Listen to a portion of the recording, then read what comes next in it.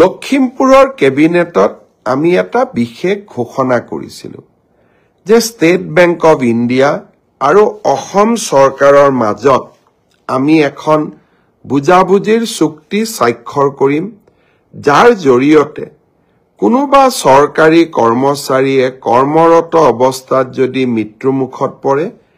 তেওঁলোকে 5 লাখ টকাৰ পৰা 10 লাখ টকা তেওঁলোকৰ পৰিয়ালে অতিৰিক্ত লাইফ ইন্সুৰেন্স পাব চৰকাৰৰ পৰা পোৱা সহায়ৰ উপৰিও দুৰ্ঘটনাজনিত কাৰণত মৃত্যু হলে 1 কোটি টকা পৰিয়ালটোৱে পাব আৰু যদি দুৰ্ঘটনাত পাৰ্মানেন্ট ডিজেবল হয় তেতিয়াও তেওঁলোকে 70 লাখ টকা তেওঁলোকে পৰিয়ালটোৱে লাভ কৰিব লখিমপুৰৰ কেবিনেট সিদ্ধান্ত হোৱাৰ পিছত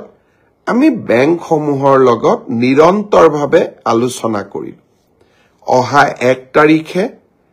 1 জানুৱাৰী তাৰিখে নতুন বছৰৰ আৰম্ভণিতে state bank of India union bank of India আৰু আন কেইবাটাও বেংক য'ত নেকি আমাৰ চৰকাৰী কৰ্মচাৰীসকলে দৰমহাৰ লেনদেন কৰে তেওঁলোকৰ লগত আমি বুজাবুজিৰ চুক্তি স্বাক্ষৰ কৰিম অৰ্থাৎ 1 তাৰিখৰ পৰাই এই কেবিনেট সিদ্ধান্ত কাৰ্যকৰী হ'ব বহু লোকে মোক প্ৰশ্ন কৰি আছে যে মিউচুৱেল ট্ৰান্সফাৰৰ পৰ্টেলটো কেতিয়া খুলিব মিউচুৱেল ট্ৰান্সফাৰৰ পৰ্টেল অহা 1 জানুৱাৰী তাৰিখৰ পৰা আমি মুকলি কৰিম এই পৰ্টেলটো কেনেকৈ চলিব বহুতে মোক সুধিছে যে আমি মিউচুৱেল কৰা মানুহক ক'ত কেনেকৈ বিচাৰি পাম এই পৰ্টেলটোত আবেদন কৰাৰ পিছত একে বিভাগৰ একে পে স্কেলৰ কৰ্মচাৰীৰ মাজত আমি মিউচুৱেল ট্ৰান্সফাৰ কৰাৰ বাবে প্ৰচেষ্টা কৰিম এই পৰ্টেলটো প্ৰায় 2 মাহ জুলি খোলা থাকিব 1 জানুৱাৰীৰ পৰা 28 ফেব্ৰুৱাৰীলৈ এই সময়ছোৱাৰ ভিতৰতে আমি আবেদন কৰিম আমি ভেৰিফিকেশ্যন কৰিম তাৰ পিছত আমি আপোনালোকৰ আবেদনবোৰ